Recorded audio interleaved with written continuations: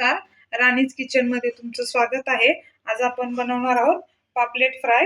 त्यासाठी आपल्याला लागणारे साहित्य आहे हे पापलेट आहेत अर्धा किलो, त्यानंतर हे तांदळाचं पीठ, रवा हे अर्धी वाटी घेतले मी, तेल, हळद, एक लिंबू, ही कोथिंबीर आणि हिरव्या मिरचीची पेस्ट आहे, मीठ चवीप्रमाणे, आलं लसूण पेस्ट आहे 2 चमचे, त्यानंतर 1 ते 1.5 चमचा हा फिश फ्राय मसाला आहे आणि हे लाल तिखट आहे, हे 2 चमचे आहे।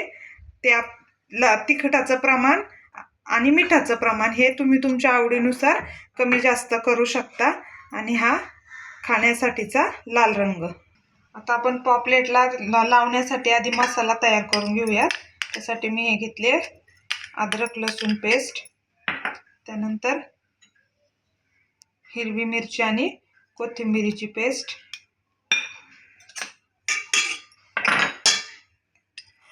फिश फ्राय मसाला 1 चमचा, मी 2 ते 3च मिरच्या वाटून घेतलेल्या आहेत। आणि मासा हा कधी पण तिखट केला तरच चांगला लागतो। हे लाल तिखट 1 चमचा, हळद, मीठ। माशाला मिठाचं प्रमाण हे कमी ठेवायचं नेहमी, कारण मासा हा मुळातच खारट असतो, तर मिठाचं प्रमाण कमी घ्यायचंय। तर आता आपण यात लिंबाचा रस घालून घेऊयात।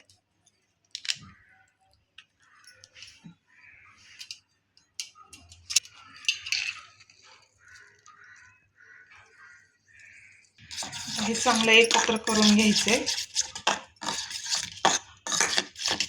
हे बघा, आता आपला मसाला तयार आहे। आपण हा पॉपलेटला लावून घेऊयात।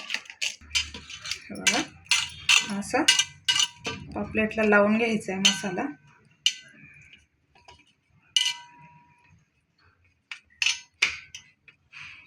या बाजूने पण आपण लावून घेणार आहोत।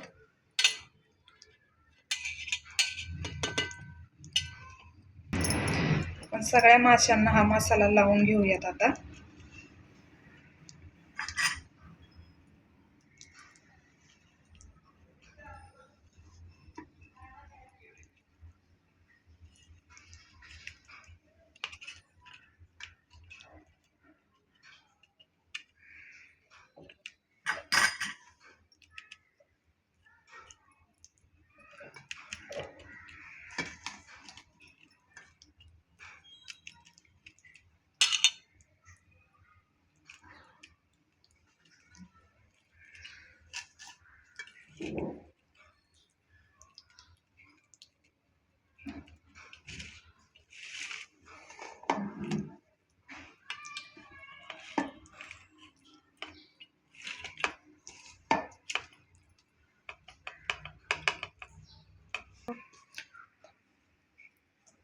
बघा, आता आपल्या पापलेटला मसाला लावून झालेला आहे।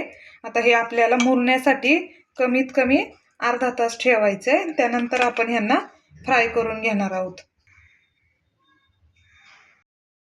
बघा, अर्धा तास झालेला आहे। आपले मासे आपण ठेवले होते, आता आपले मासे चांगले मुरलेले आहेत। आपण माशाला वरून लावण्यासाठीच पीठ तयार करून घेऊयात। हे घेते मी तांदळाचं पीठ, त्यानंतर रवा,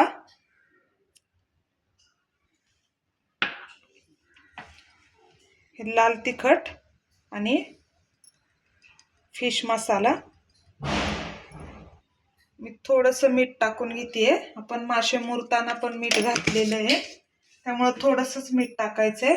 आणि खाण्याचा लाल रंग थोडासा टाकून घेऊयात। आपण गरम करत ठेवलाय, हा मसाला एकत्र करून घेऊयात।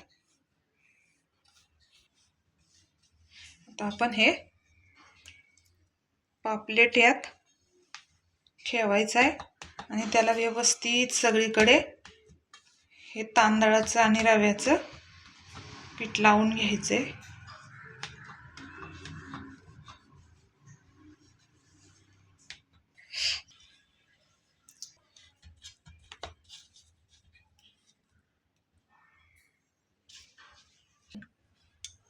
पॅन मध्ये आता आपण तेल घेऊयात। 2 मिनिटासाठी मी गॅस मोठा करतेय. तेल चांगलं कडकडीत तापून घ्यायचंय आपल्याला.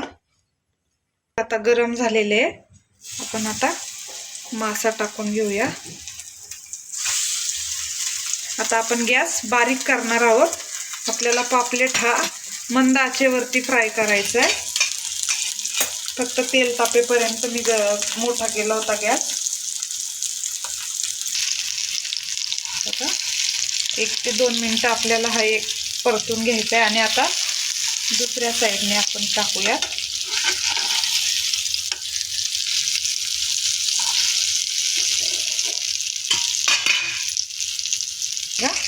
आता परत आपण दुसऱ्या साईडने पलटी करून घेऊया. आणि मंद आचेवरती आपल्याला हे फ्राय होऊन द्यायचे, म्हणजे चांगले क्रिस्पी होतात.